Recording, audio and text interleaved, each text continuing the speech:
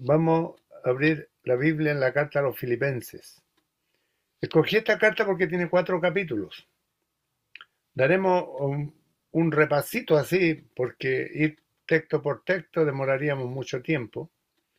Y esta carta nos habla de la vida, el vivir es Cristo. El vivir es Cristo. ¿Ya? Allí en 2 de Corintios capítulo 5, verso 17, dice: de modo que si alguno está en Cristo, nueva criatura es, las cosas viejas pasaron, y aquí todas son hechas nuevas. Esta es una carta escrita desde Roma, desde la casa alquilada, donde está el apóstol Pablo, y por lo general el apóstol Pablo emplea el título Cristo Jesús, porque le había encontrado cual hombre glorificado en los cielos. Y los que habían andado con él en la tierra se referían a él como el Salvador, al Salvador como Jesucristo solamente.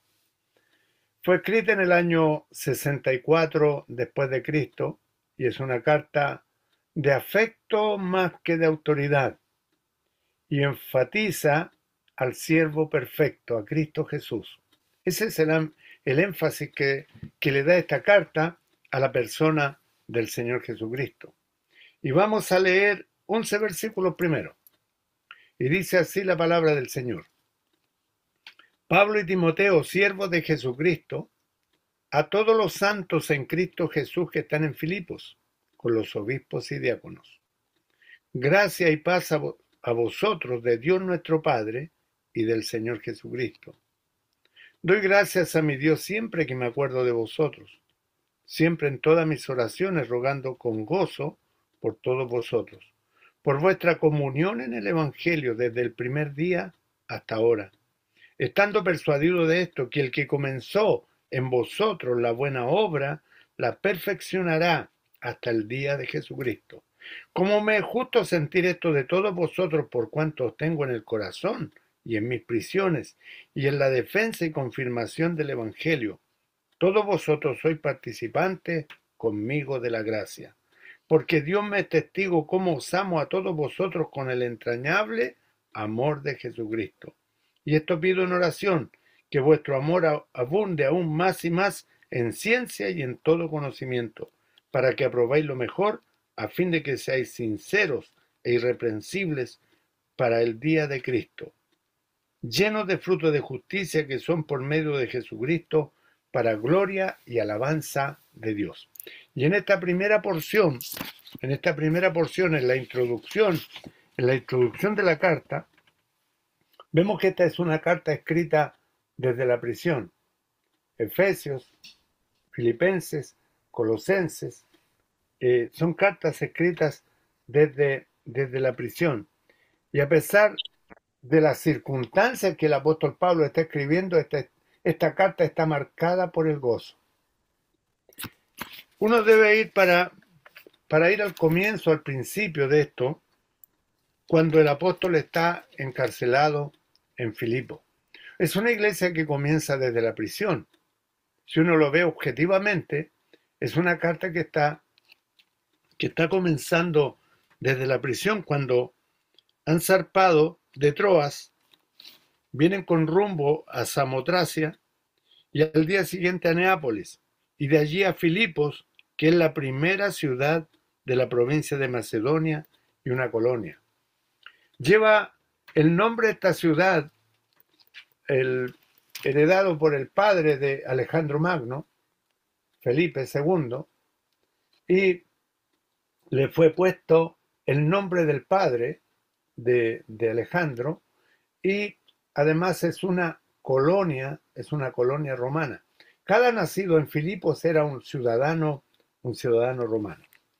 Y es el apóstol Pablo con Timoteo que están allí cuando en el capítulo 16, verso 1, van Pablo y Timoteo. Después dice, después llegó a Derbe y a Listra, y aquí había allí cierto discípulo llamado Timoteo, hijo de una mujer judía creyente, pero de padre griego. y daban buen testimonio de él los hermanos que estaban en Listra y en Iconio. Y vemos que el apóstol Pablo ha llamado a Timoteo y le ha predicado, y luego le menciona en las cartas a Timoteo como un verdadero hijo en la fe. Pablo y Timoteo se mencionan aquí como siervos de Jesucristo. Y le escribe a todos los santos en Cristo Jesús que están en Filipo con los obispos y diáconos. Y vemos aquí, queridos hermanos, de la iglesia, la 126, vemos aquí a una iglesia formada. Todos los ingredientes espirituales, podemos decirlo, que necesita una iglesia, están aquí incluidos. Están los siervos, el misionero, Pablo y Timoteo, como siervos de Jesucristo, servidores. Allí en 1 Corintios capítulo 4, verso 1, el apóstol Pablo dice: ténganos los hombres por servidores de Cristo y administradores de los misterios de Dios. Y la palabra servidor, allí en el capítulo 4, verso 1, en el capítulo 4, verso 1, el apóstol está recomendando a los corintios que le tengan como servidores de Cristo y administradores o ministros de los misterios de Dios. Y la palabra servidor era del esclavo, el juperetes, el esclavo que remaba en lo más bajo de la galera. Ahora, cuando el apóstol se autodenomina, aquí no se menciona como un apóstol, se menciona como un siervo, pues va en algunos pasajes más adelante, va a exaltar a la persona del Señor Jesucristo como el siervo perfecto, como el siervo que vino desde el cielo hasta esta tierra y vino para humillarse hasta lo sumo. Ahora los destinatarios de esta carta son los santos en Cristo Jesús en Filipos. Y yo siempre pongo el ejemplo que aunque es para los santos esta carta es tan actual para los santos en la 126 de Nueva York y para los santos aquí en Valparaíso, a los santos en Cristo Jesús. Ninguno puede autodenominarse santo a sí mismo si no es por la persona del Señor Jesucristo, quien llevó nuestras culpas, pagó el precio de nuestro rescate, aquel cuyo castigo fue sobre él, y él por su llaga fuimos nosotros curados. Santos en Cristo Jesús.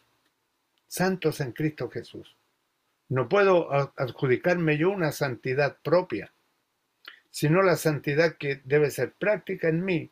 Pero hay una santidad que fue imputada, así lo dice allí en la carta a los Corintios, el capítulo 1, primera carta a los Corintios, el capítulo 1, dice así, la carta a los Corintios, primera carta a los Corintios, el capítulo 1, dice, verso 2, a la iglesia de Dios que está en Corinto, a los santificados en Cristo Jesús, llamados a ser santos con todo lo que en cualquier lugar invocan el nombre de nuestro Señor Jesucristo, Señor de ellos y nuestro.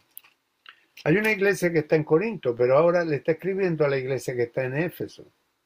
Pero ya sea los que están en Corinto con los que están en Filipo, los que están en Éfeso, los que están en Galacia, cada iglesia, la iglesia de la 126, la iglesia de Cerro Jiménez de Valparaíso, todos santificados en Cristo Jesús. Ahora, una iglesia debe contar con obispos o pastores y diáconos. El diácono es un servidor y está mencionado en diferentes partes de las Escrituras. Vemos allí la elección de los 7 diáconos en el capítulo 7 del libro de los Hechos. La elección de los diáconos, los servidores, los que estaban para atender a las mesas en las cosas prácticas. Cada iglesia debe contar con diáconos. Cada iglesia debe contar con obispos. No hay un liderazgo único, como como el Diotrefado de allí de una de las cartas de Juan. Había un hombre llamado Diótrefes. El liderazgo es múltiple en nuestras asambleas, porque el liderazgo es múltiple en las escrituras. La escritura lo menciona así. En el libro de los Hechos, capítulo 20, Hechos capítulo 20, veamos un poquito de los obispos. Hechos 20, verso 7. Verso 17. Dice la despedida de Pablo en Mileto. Enviando pues desde Mileto a Éfeso, hizo llamar a los ancianos de la iglesia. Los ancianos de la iglesia. El anciano es un sobreveedor. El anciano es aquel que está vigilando en el cuerpo de Cristo para que la iglesia funcione de acuerdo a la palabra de Dios y bajo la dirección del Espíritu Santo. Los ancianos ocupan un lugar preponderante, un lugar importante. No es que el anciano sea el dueño de la asamblea, no es que los ancianos sean la última palabra, sino que los ancianos son dirigidos por el Espíritu Santo de Dios y van a dirigir la iglesia, van a vigilar que en la iglesia se hagan las cosas conforme a la palabra. Allí en Pedro, en Primera de Pedro capítulo 5, Primera de Pedro capítulo 5, habla de los ancianos y dice así, y siempre, mire, nos debe llamar la atención y debemos considerarlo muy bien, que la palabra anciano siempre aparece en plural. Dice, ruego a los ancianos que están entre vosotros, no sobre vosotros, están entre la grey. Ruego a los ancianos que están entre vosotros. Yo anciano, dice Pedro, también con ellos, y testigo de los padecimientos de Cristo, que soy también participante de la gloria que será revelada. Apacentad la grey de Dios que está entre vosotros, no está bajo nosotros. Yo como anciano de la congregación no estoy sobre la grey, estoy entre la grey. Dice, cuidando de ella. Mire, somos sobreveedores, somos cuidadores de la iglesia del Señor. Mire qué tremenda responsabilidad nos ha dado el Señor. Cuando vemos en estos primeros textos de la carta a los filipenses, dice, cuando le escribe Pablo y Timoteo, le escriben a la iglesia, todos los santos en Cristo que están en Filipos, y están todos los santos con los obispos y diáconos, no están solos, están bajo el cuidado de los obispos, bajo el cuidado de los ancianos. Y dice que cuidando de ella, no por fuerza, no a la fuerza, no porque estoy forzado a hacer esta obra, sino que es voluntariamente, de voluntad, y debe ser con ánimo pronto, no por ganancia deshonesta, no porque vaya a sacar un rédito económico de la grey, debe ser sino con ánimo pronto, no como teniendo señorío de la grey, no como enseñoreándome de la grey. Dice la Escritura, dice, no como teniendo señorío sobre los que están a vuestro cuidado, a nuestro cuidado. Mire, si hay un hermano, y como pastores o como ancianos, si hay un hermano que está sufriendo, es nuestra responsabilidad atenderlo, porque estamos cuidando de ellos, estamos velando por la grey. y debemos ser ejemplos. Ejemplo, los hermanos van a imitar nuestra conducta. Se establece lo que llamamos aquí en Chile una jurisprudencia.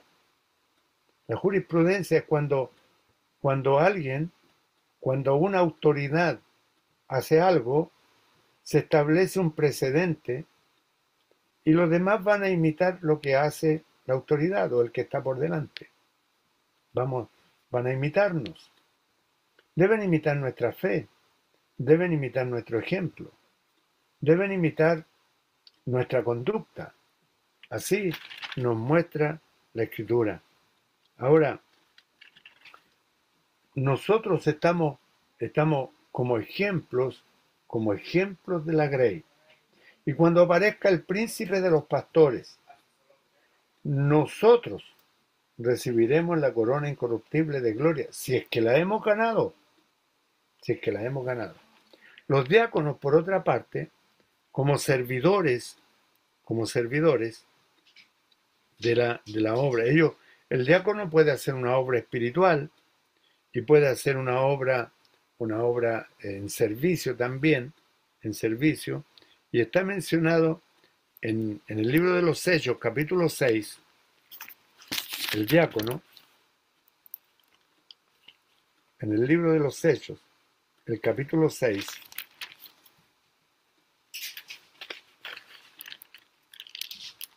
verso 20 al 24,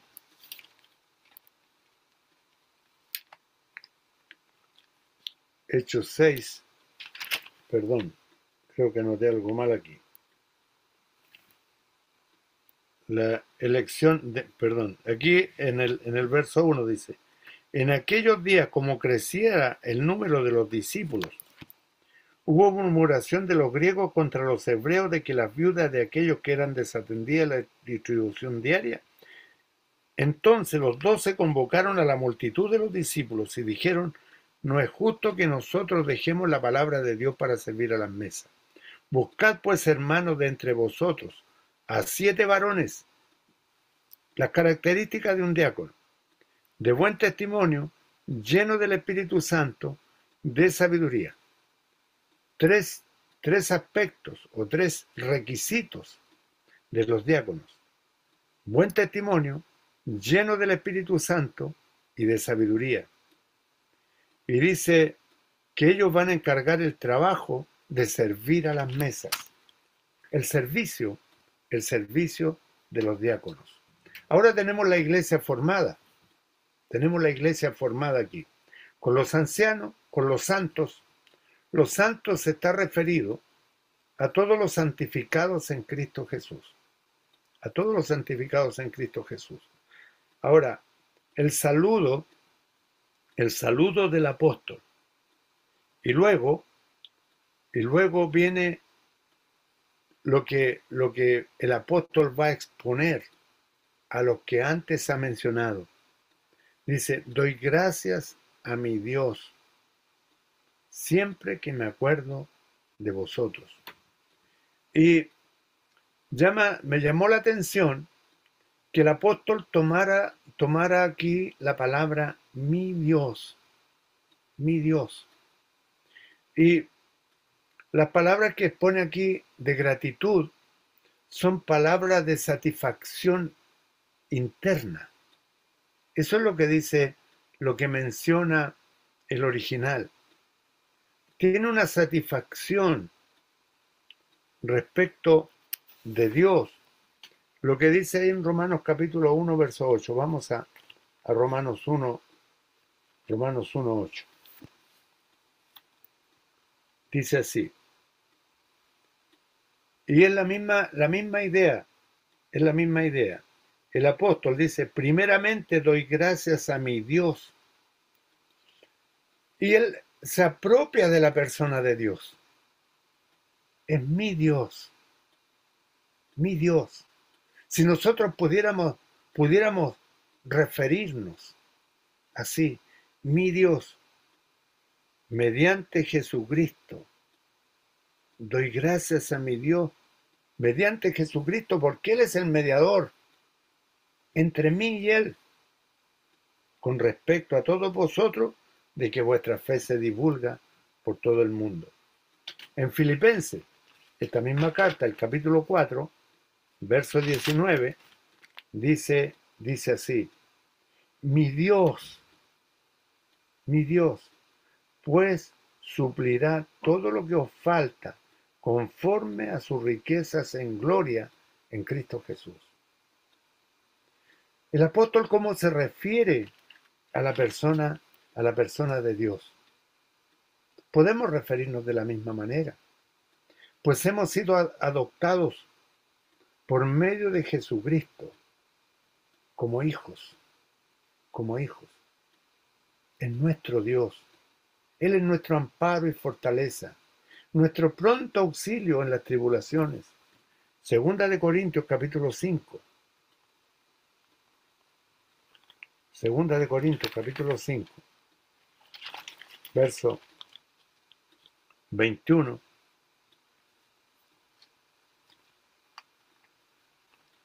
Segunda de Corintios capítulo 12, verso 21. 12, 21. Segunda de Corintios 12, 21 dice así: que cuando vuelva me humille Dios entre vosotros, y quizá tenga que llorar por muchos de los que antes han pecado y no se han arrepentido. El 12, 21. Segunda de Corintios 12, 21. Creo que anoté mal el pasaje. En primera, veamos si es la primera.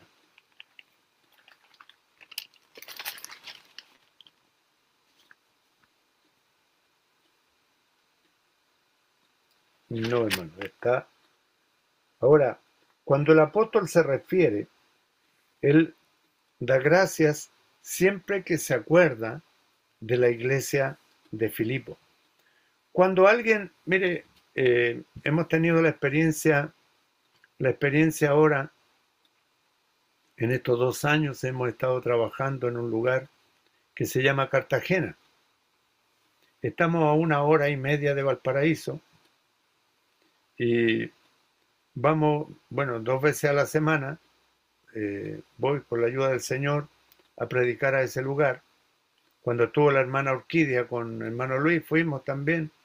Es un lugar pequeño, pero cuando uno está trabajando, cuando uno ha metido el arado, podemos decir, en esa tierra, y hay tiempo, hay recursos ocupados, hay tiempo de oración en la presencia del Señor, uno le toma un cariño a la obra, y me imagino que ustedes allí en la 126, los hermanos que llevan años allí, saben cómo se puso cada piedra, cada tabla, cada banca, y uno le toma un afecto especial al lugar donde está trabajando. Lo mismo me sucede con Cerro Jiménez, aquí. Cuando el apóstol está allí tan comprometido con la obra en Filipos, porque él fue uno de los iniciadores de la obra allí. Y dice, hay una satisfacción tal con los hermanos de Filipo, que dice, doy gracias a mi Dios siempre que me acuerdo de vosotros. Podemos decir, yo doy gracias al Señor, a mi Dios, que me acuerdo de los hermanos de Cartagena. Sé lo que cada uno está sufriendo, de lo que cada uno necesita, de cómo va siendo prosperado cada uno, del crecimiento que ha tenido, y de cuando bajaron a las aguas hace 20 días atrás. Bajaron 4 hermanos allí a las aguas, y la iglesia allí en Cartagena va a ser iniciada este domingo próximo, partiendo el pan. Ahora, cuando uno tiene esas experiencias, uno dice, el apóstol Pablo, con tanto amor, escribió esta carta, porque, como mencionaba al principio, es una carta más de afecto que de autoridad. Está escribiendo con afecto, con cariño a los hermanos allí. Dice, siempre en todas mis oraciones, siempre en todas mis oraciones, rogando con gozo por todos vosotros, rogando con gozo, rogando con alegría. A veces uno ruega con clamor, a veces uno ruega con lágrimas, pero esta es una oración que Él está rogando con gozo por todos vosotros.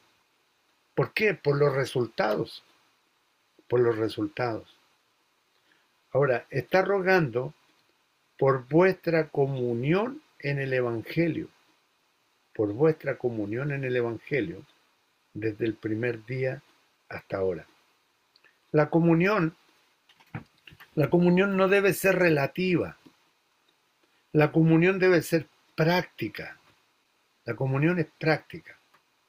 Mire, cuando allí en Hechos 2, 41 y 42 nos dice, los que recibieron su palabra, fueron bautizados, se añadieron aquel día como 3.000 personas, perseveraban, estaban ocupados en la doctrina de los apóstoles. Eso es perseverar, estar ocupado regularmente, asiduamente en la doctrina apostólica, en la comunión. Mire, la comunión, la koinonía. Si nosotros podemos tener comunión, no es porque nos guste un equipo de fútbol, no es porque seamos aficionados a algo, sino que tenemos comunión, nos dice la Escritura, en el Evangelio, en la buena noticia que vino desde el cielo hasta esta tierra, que es Cristo Jesús, el Evangelio práctico. Él es la buena nueva.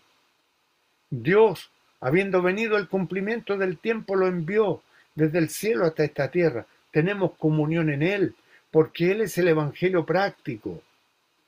Y desde el primer día. ¿Desde qué primer día? Desde el primer día que la iglesia en Filipo escuchó el mensaje. El primer creyente allí, el carcelero, cuando el carcelero pudo escuchar el mensaje, cuando su familia pudo creer al mensaje del Evangelio, allí se sientan las primeras bases de la iglesia en Filipo. Cuando todo comienza en algo pequeño, cuando todo comienza en una persona, allí en el Antiguo Testamento hay un pasaje que dice, no menospreciemos el día de las pequeñeces. Una obra comienza en una persona y luego se añade otro y otro. Y mi amigo Chachán, hablábamos muchas veces de la obra en Cartagena, cuando mi hermano me decía, siga, me decía, que el Señor va a suplir lo necesario, que el Señor va a dar lo que necesite, no decaiga. Y me animaba a seguir adelante. Y yo también veo en estas porciones de la Escritura el ánimo que pone el apóstol. A mí me anima mucho esta carta, por eso la quise compartir. Y es una carta que estamos estudiando con los hermanos allí en Cartagena. Y dice aquí el apóstol, estando persuadido de esto, estando persuadido. Yo fui vendedor. Y cuando tenía una mercadería para ofrecer, yo debía persuadir, debía crear una necesidad para que las personas me compraran el producto. El apóstol Pablo, allí en el capítulo 1, verso 25, en la página siguiente, dice, y confiando en esto, o estando persuadido de esto. Nos entregaron el mensaje y fuimos persuadidos. Confiamos en que el mensaje que nos entregaron era una verdad. Y lo aceptamos, lo recibimos, abrimos nuestro corazón. Ahora el apóstol dice, estando persuadido de esto, que el que comenzó en vosotros la buena obra, El que comenzó en vosotros la buena obra, la perfeccionará hasta el día de Jesucristo.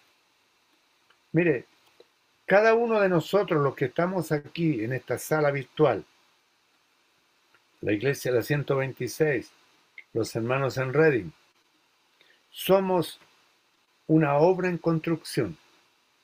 Cada uno de nosotros. El Señor está sacando cosas de nosotros, está poniendo otras, está edificando nuestra vida.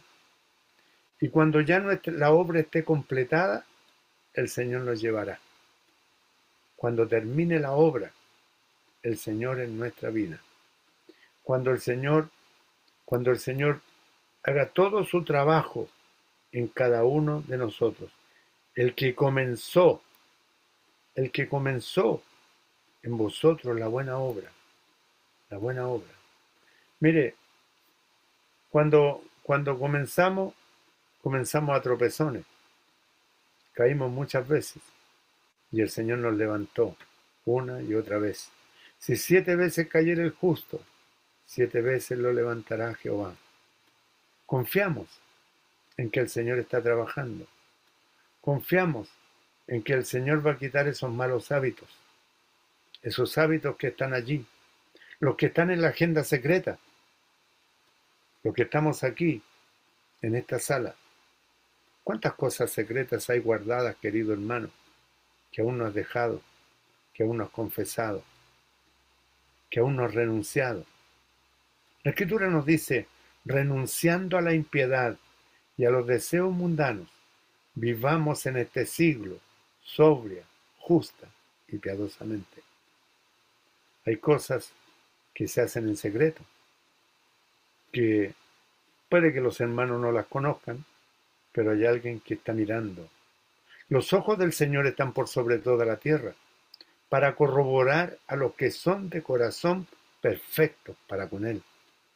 El Señor mira, evalúa, y muchas veces el Señor nos deja, y a veces viene el apretón, y nos deja.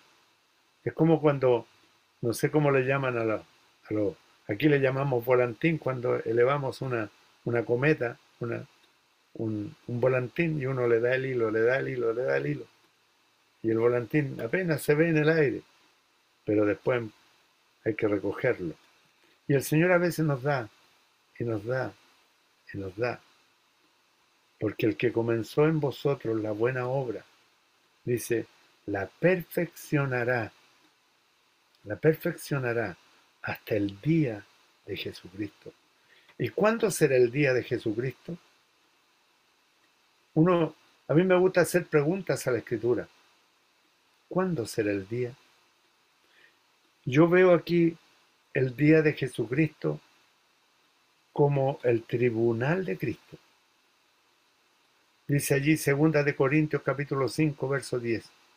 Porque es necesario que todos nosotros comparezcamos ante el tribunal de Cristo, para que cada uno reciba según lo que haya hecho mientras estaba en el cuerpo, sea bueno o sea malo. El día. Mire, con los hermanos de Jonkers, con el hermano Sergio, estudiamos la carta de Timoteo un largo tiempo. Y estábamos en el capítulo 4, versos 7 y 8. Estábamos allí, habíamos estudiado el verso 7 porque fuimos estudiando texto por texto y nos demoramos mucho tiempo en estudiar la carta. Pero cuando llegamos al verso 8, dice así, por lo demás, me está guardada la corona de justicia, la cual me dará el Señor juez justo en aquel día, y no solo a mí, sino también a todos los que aman su venida. Íbamos a saltarnos el texto y dijimos, hermano, hay 3 palabras que cambian totalmente la idea si la saltamos. En aquel día.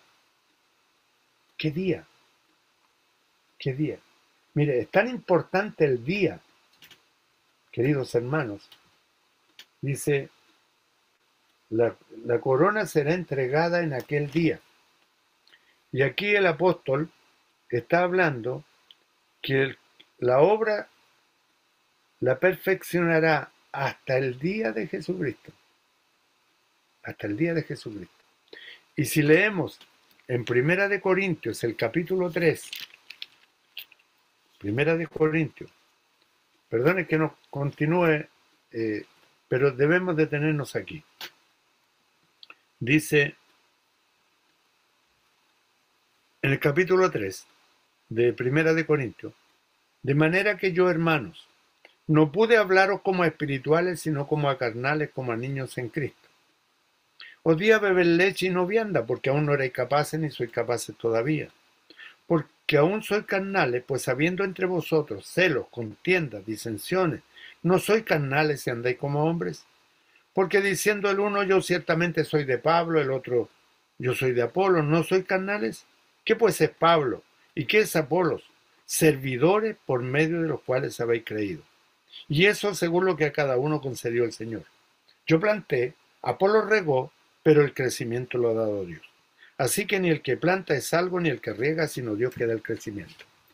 Y el que planta y el que riega son una misma cosa, aunque cada uno, mire, aquí entra lo interesante. Cada uno recibirá su recompensa conforme a su labor, porque nosotros somos colaboradores de Dios, y vosotros sois labranza de Dios, edificio de Dios. Dice aquí, conforme a la gracia de Dios que me ha sido dada, yo como perito arquitecto puse el fundamento y otro edifica encima, pero cada uno mire cómo sobreedifica, porque nadie puede poner otro fundamento que el que está puesto, el cual es Jesucristo. Y si sobre este fundamento alguno edificare oro, plata, piedras preciosas, madera, heno o hojarasca, la obra de cada uno se hará manifiesta, porque el día la declarará. El día. Hermano, quedémonos con el día, preparándonos para el día. Nuestra vida puede terminar hoy. Ahora, nos dice el capítulo 1, verso 8 de Primera de Corintios, dice, el cual también os confirmará hasta el fin, para que seáis irreprensibles en el día de nuestro Señor Jesucristo. El día.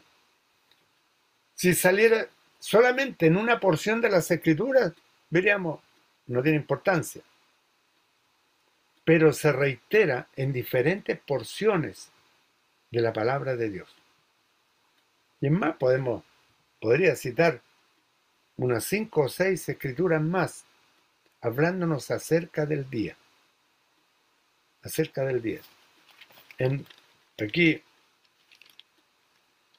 Aquí en Filipenses capítulo 3,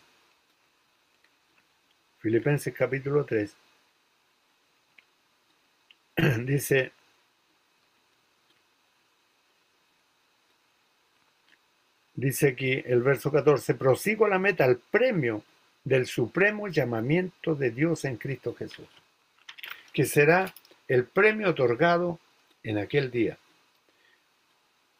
Cuando el apóstol dice que está persuadido que el que comenzó en vosotros la buena obra, la perfeccionará hasta el día de Jesucristo.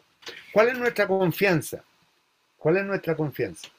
Que todo lo que hacemos, todo lo que hagamos, todo lo que vivimos, está siendo escrito en un libro de memoria. Mire, si no fuera así, Segunda de Corintios capítulo 5, verso 10 dice, porque es necesario que todos nosotros, hermanos, todos estamos notificados, los que estamos en esta sala, en esta noche. Es necesario que todos nosotros comparezcamos. ¿Le ha llegado a usted alguna citación judicial? ¿Ha recibido en su puerta alguna vez un policía que le viene a dejar una citación para presentarse al tribunal? Bueno, yo le estoy entregando una citación el día de hoy. Es necesario que todos nosotros comparezcamos ante el tribunal de Cristo, para que cada uno, y nadie quede exento. Usted puede decir, no, si es para el hermano tal. No, para que cada uno reciba según lo que haya hecho mientras estaba en el cuerpo. Mire, el cuerpo, como dice 2 Corintios capítulo 5, verso 1, porque sabemos que si esta morada terrestre, este tabernáculo se deshiciere, tenemos de Dios una morada eterna en los cielos. A ver, no quiero que me falte. Dice, tenemos de Dios un edificio, una casa no hecha de manos eterna en los cielos. Y por esto también gemimos deseando ser revestidos de aquella nuestra habitación celestial. Estamos en esta tienda temporal, en este tabernáculo. Un día el tabernáculo este se va a deshacer. Lo único que pedimos al Señor, como decía un hermano, que cuando el Señor deshaga esta tienda lo haga con suavidad, ¿ya? Para no sufrir tanto, ¿ya? Pero esta morada terrestre se va a deshacer, hermano, y nos vamos a tener que presentar y vamos a tener que llegar a aquel día, el día de Jesucristo. Como me es justo, dice el apóstol, sentir esto de todos vosotros por cuanto os tengo en el corazón. Mire, era tal el afecto del apóstol Pablo por la iglesia de Filipo que se refiere con mucho cariño, con mucho afecto a la iglesia de Filipo. Los tengo en mi corazón, los llevo tan dentro de mí, queridos hermanos, que cada día me acuerdo de vosotros y doy gracias a Dios por vosotros. Es una carta cariñosa del apóstol. Dice, por cuanto os tengo en el corazón y en mis prisiones y en la defensa y confirmación del Evangelio, todos vosotros sois participantes conmigo de la gracia. Cuando el apóstol está en una casa alquilada, está escribiendo esta carta, allí en Hechos 28:30 aparece que está en la casa alquilada, y está recordando a todos los hermanos de Filipos, los está recordando a cada uno. Os tengo en el corazón y en mis prisiones, en la defensa y confirmación del Evangelio. Todos vosotros sois participantes conmigo de la gracia, porque Dios me es testigo de cómo os amo a todos vosotros en el entrañable amor de Jesucristo. Mire, esta carta lleva tanto amor, tanto amor. Yo no me había dado cuenta de esto hasta entrar en el estudio de esta carta. Tanto amor. Y dice, y esto pido en oración, que vuestro amor abunde aún más y más en ciencia y en todo conocimiento. Poder orar por los hermanos. Mire, a veces nosotros que queremos que los hermanos actúen de acuerdo a lo que nosotros pensamos, pero debemos llevar a los hermanos a vivir en Cristo. Ahora, el centro de este capítulo, por lo menos, es allí en el verso 21. Hay dos pasajes importantes que me llamaron la atención, donde dice que, porque para mí el vivir es Cristo. El vivir es Cristo.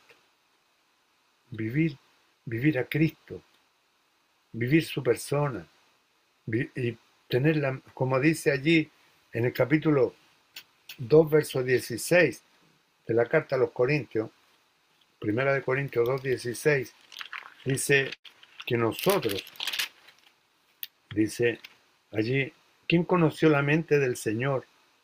¿Quién la instruirá? Mas nosotros tenemos la mente de Cristo. Vivir a Cristo con su mente, con sus pensamientos. Y el que comenzó en nosotros la buena obra, la perfeccionará para el día de Jesucristo. Cuando el Espíritu Santo de Dios nos convenció de pecado, de justicia y de juicio, y pudieron ser abiertos nuestros ojos y contemplar al Señor Jesús y poder vivir en Él.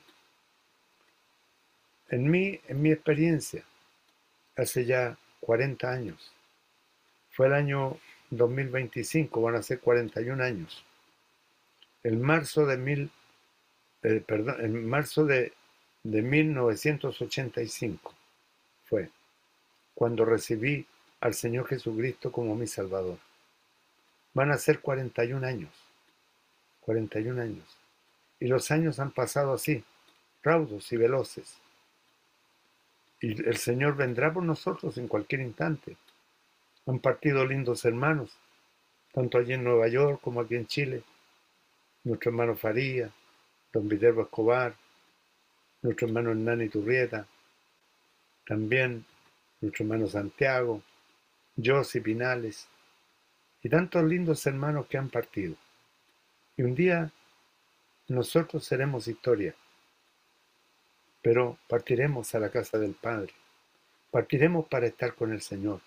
Lo que cuenta es el día de hoy, es el hoy, el vivir en Cristo.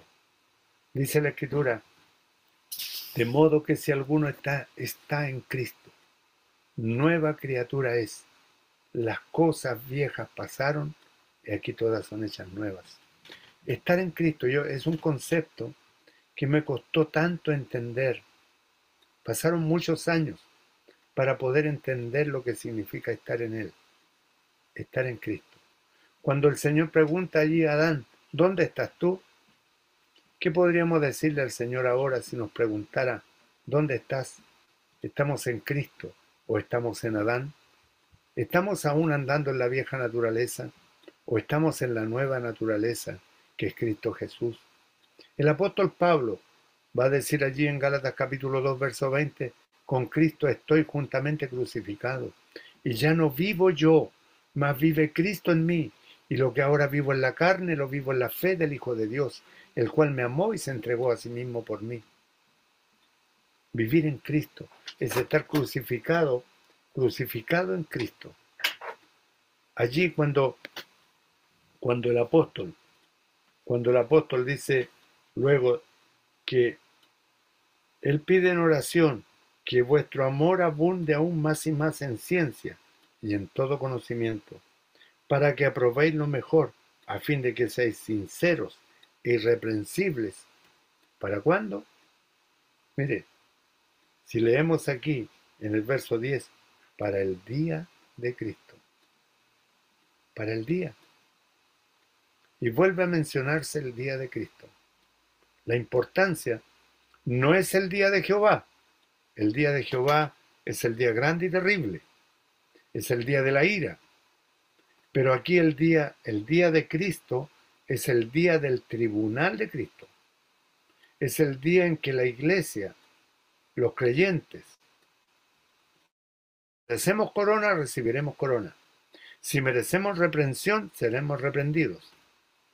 Dice, aunque cada uno será salvo, aunque así como por fuego.